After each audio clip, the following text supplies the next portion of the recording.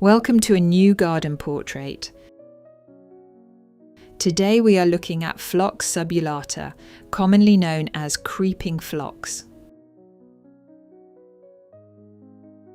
This perennial is a staple of the spring garden, valued for its ability to create a dense ground-hugging cover that suppresses weeds and provides a massive burst of colour just after the early bulbs have finished.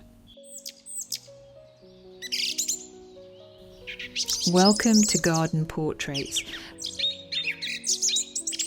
The name subulata refers to the plant's awl-shaped, needle-like leaves, which are semi-evergreen and maintain a green structure throughout the winter. Each five-petalled flower features a small, darker eye at the centre. When in full bloom, the flowers are so numerous that they completely obscure the foliage, creating a solid mass of vibrant pink.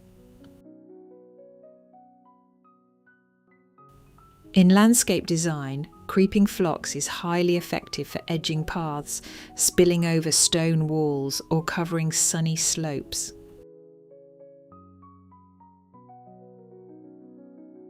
It functions as a living mulch, protecting the soil while adding visual interest.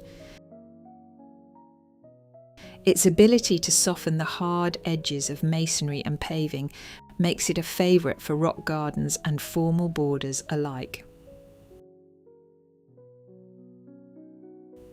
To achieve the best results, plant phlox in a location that receives full sun. It requires well-drained soil and is remarkably drought-tolerant once established. While it is a hardy plant, it does not perform well in soggy or heavy clay soils, where root rot can become an issue. Maintenance is straightforward.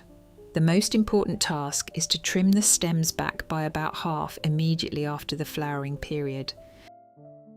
This prevents the plant from becoming leggy or woody at the centre and encourages new lush growth.